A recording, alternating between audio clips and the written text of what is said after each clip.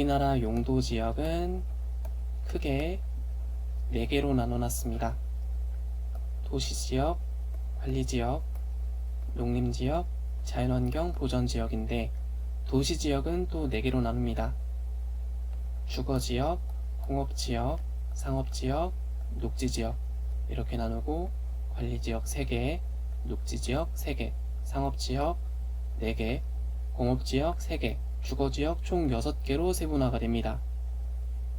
어떤 건 3개, 어떤 건 4개, 어떤 건 6개, 어떤 기준으로 이렇게 나눠지는 건지 처음 공부하면 이해하기 어려울 수 있어요. 이렇게 한번 나눠볼게요. 도시지역이랑 도시가 아닌 지역이랑 이렇게 한번 나눠볼게요. 도시가 아닌 지역은 편의상 시골로 기재를 했습니다. 도시랑 시골이랑 비교했을 때 인구는 어디가 더 많을까요?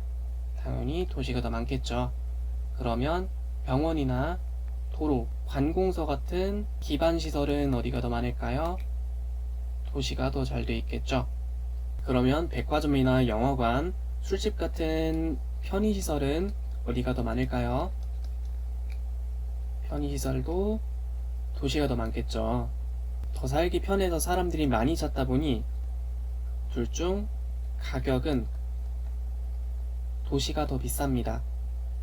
비싸다 보니까 계획을 세우는 게 중요해요. 계획이 중요하다.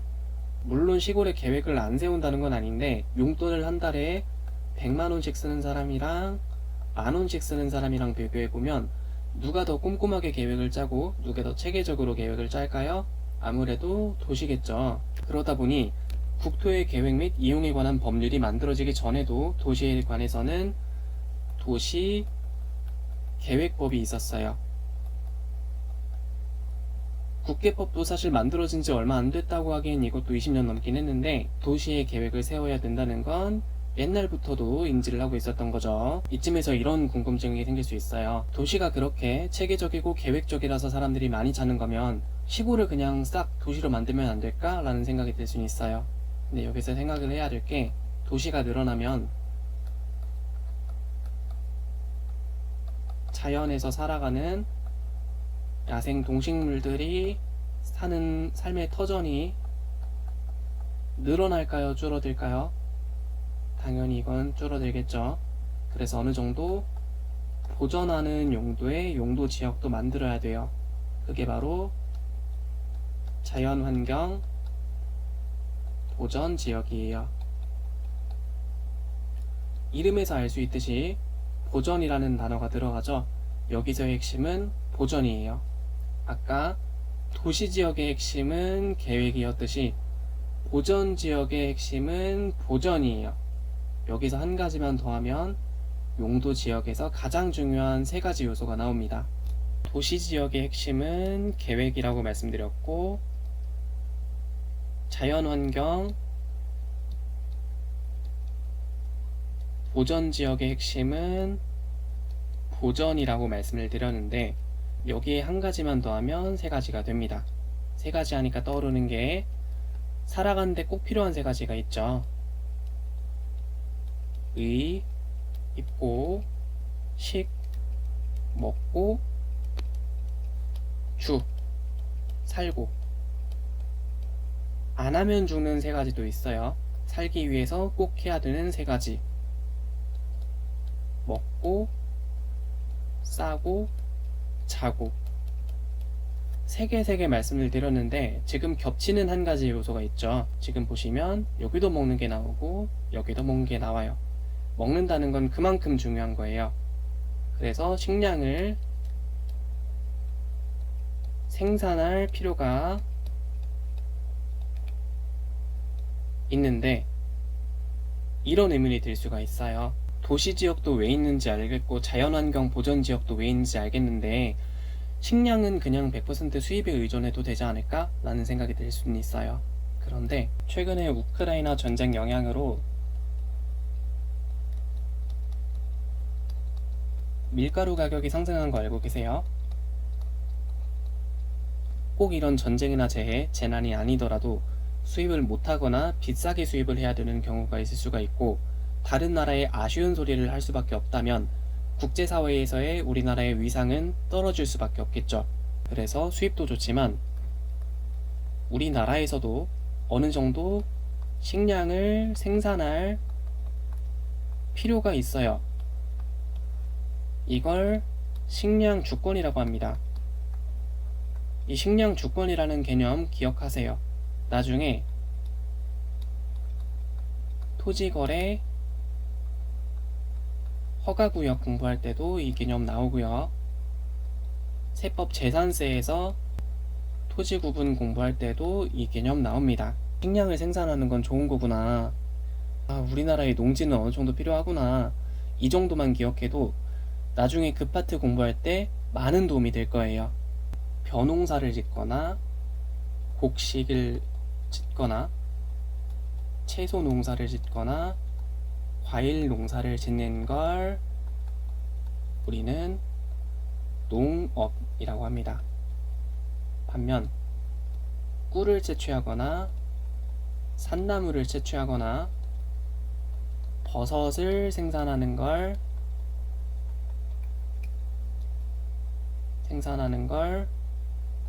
임업이라고 합니다. 여기 농, 여기 임 따서 농림지역이라고 합니다. 이름에서 알 수 있듯이 농지가 있고요. 임야가 있는 지역입니다. 여기는 농림지역이고 여기서의 핵심은 생산입니다. 여기는 생산인데 이렇게 세 가지 핵심 개념 꼭 기억하세요. 용도 지역에서 기본이 되는 세 가지 개념 말씀드렸습니다. 이렇게 세 가지 용도 지역이 서로 균형 있게 발전하면 제일 좋을 텐데 여기서 문제가 하나 있어요. 도시 지역의 문제인데 아까 도시랑 시골이랑 비교했을 때 도시가 살기 편하다고 말씀드렸죠. 살기 편하니까 사람들이 많이 찾게 될 거고 사람이 많으니까 편의시설이나 기반시설을 많이 설치하게 되겠고 기반시설이나 편의시설이 많으니까 살기는 더 편해질 거고 인구는 늘어나고 기반시설 늘어나고 살기 편해지고 이렇게 반복되다 보면 도시는 커질 수밖에 없어요. 도시는 원래 이 정도였는데 도시가 커져서 다른 용도 지역을 먹게 돼요. 그런데 도시 지역만 의미가 있는 게 아니죠. 도시 지역도 의미가 있고 농림 지역도 의미가 있고 자연환경 보전 지역도 만든 의미가 있습니다. 그런데 도시 지역이 다른 용도 지역을 먹어버리면 이렇게 용도 지역을 구분할 의미가 없어요. 그래서 완충할 수 있게 관리지역을 만들었어요. 관리지역을 보시면 도시지역에 준하게 관리하는 곳도 있고 농림지역에 준하게 관리하는 곳도 있고 자연환경 보전지역에 준하게 관리하는 지역도 있어요. 앞에 말씀드린 세 용도지역에서의 포인트가 각각 계획, 생산, 보전이었죠. 이름 그대로 따옵니다. 여기 있는 관리지역은 계획관리지역이라고 하고 여기 있는 관리지역은 생산관리지역이라고 하고 여기 있는 관리지역은 보전관리지역이라고 합니다. 도시지역으로 넘어갈까요?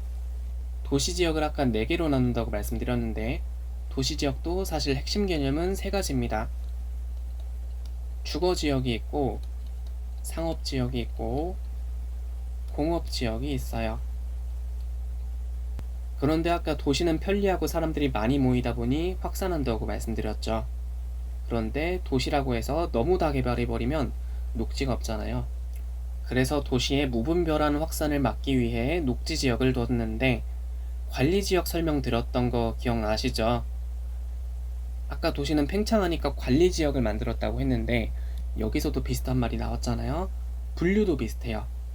아까 관리지역이 계획관리지역이 있고 생산관리지역이 있고 보전관리지역이 있었는데 여기서도 용어랑 뜻이 비슷합니다.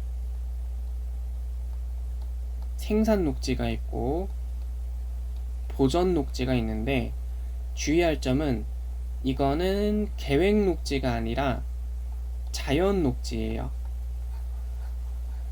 자연 녹지라는 거 헷갈리기 쉬우니까 꼭 기억하시고,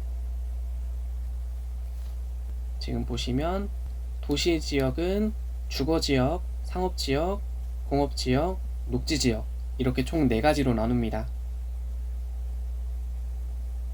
아까 도시지역의 핵심은 주거지역, 상업지역, 공업지역이라고 말씀드렸는데 이 3가지 용도는 시가화 용도라고도 합니다.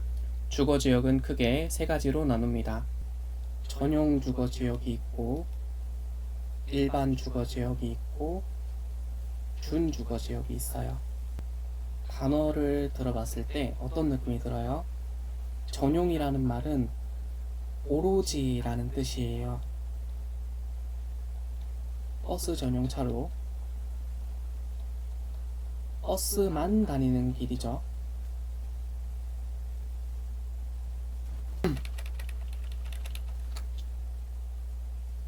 전용이라는 말 뜻은 오로지 그거 하나만 본다는 뜻이에요. 하나만 본다.